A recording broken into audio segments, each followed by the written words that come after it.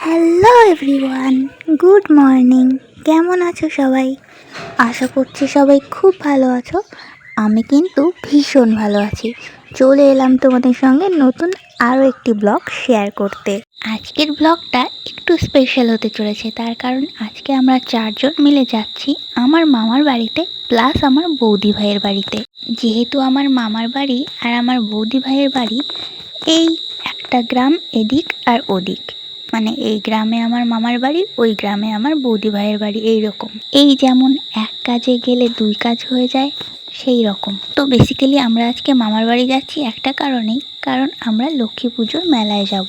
তো আমরা যে 4জন মামা বাড়ি যাচ্ছিলাম সেই 4জন হলো আমি, আমার বর, আমার দাদা আর বৌদি ভাই। এই দেখো, তোমাদের সঙ্গে কথা বলতে বলতে আমরা কিন্তু পৌঁছেও গেছি। তো ফার্স্টে আমরা চলে গেছিলাম আমার বৌদি ভাইয়ের বাড়িতে, তার কারণ ওনাদের সঙ্গে দেখা করার উচিত ছিল আমাদের, ফার্স্ট টাইম আমরা যাচ্ছি তাই। তারপর বৌদি ভাইয়ের বাড়ি থেকে দেখা করে বেরিয়ে আমরা চলে গেছিলাম আমার মামার বাড়িতে। মামার বাড়িতে যাওয়ার সময় আমরা হেঁটে হেঁটেই গেছি, তার কারণ মামার বাড়ি যাওয়ার পথটা একটু খারাপ ছিল, বাইক নিয়ে যেতে একটু অসুবিধা হতো, তাই আমরা বাইক বৌদি ভাইদের বাড়িতে রেখে মামার বাড়িতে গেছিলাম। এই যে আমরা মামা বাড়িতে ঢুকেও পড়েছি। মামা বাড়িতে ঢুকেই আমার বরের কাণ্ড দেখো, আঙুর ফল গাছে একটা আঙুরের থোকা ছিল, সেটা ও ছিঁড়ে নিল। আঙুর ফলগুলো কাঁচা অবস্থায় কিন্তু ভীষণই টক, খাওয়াই যায় না একদম। তো আমরা মামাবাড়িতে অনেকদিন পর এলাম, তাই দুই ভাইয়ের সঙ্গে আমার বর আর আমার দাদা আর দাদুর সঙ্গে গল্প করছিল। দেখে মনে হচ্ছিল যেন ওদের কত দিনের গল্প জমা ছিল, ওদের কথা তো শেষই হচ্ছিল না।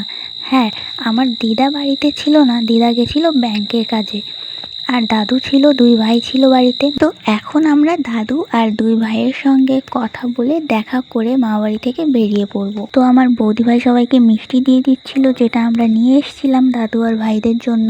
আমি আর আমার বর কিন্তু মামা বাড়িতে ড্রেস চেঞ্জ করে নিয়েছি, তার কারণ আমি আর আমার বর মামা বাড়িতে থাকবো আর দাদা আর বৌদি ভাই থাকবে বৌদি ভাইয়ের বাড়িতে।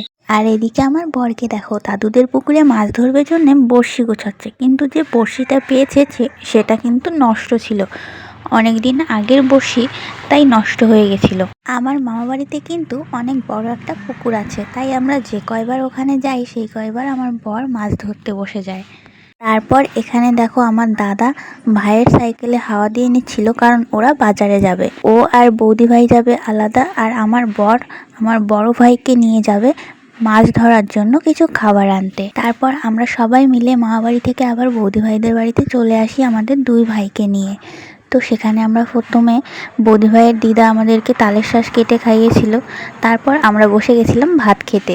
দুপুরের খাবার খেয়ে আমি আর আমার বর ভাইদেরকে নিয়ে আবার মামা বাড়িতে চলে আসি, কারণ আমার বর ওই যে বলছিল মাছ ধরবে, তো সেই কারণে আমরা মামা বাড়িতে চলে আসি, আর দাদা আর বৌদি ভাই থেকে গেছিল বৌদি ভাইয়ের বাড়িতে। তো এখানে এসে আমি ফার্স্টে আমার মামা বাড়ির একটা বিড়াল আছে তার সঙ্গে খেলছিলাম অনেকক্ষণ ধরে, আর এদিকে আমার বর মাছ ধরার জন্য জোগাড় যন্ত্র শুরু করে দিয়েছে।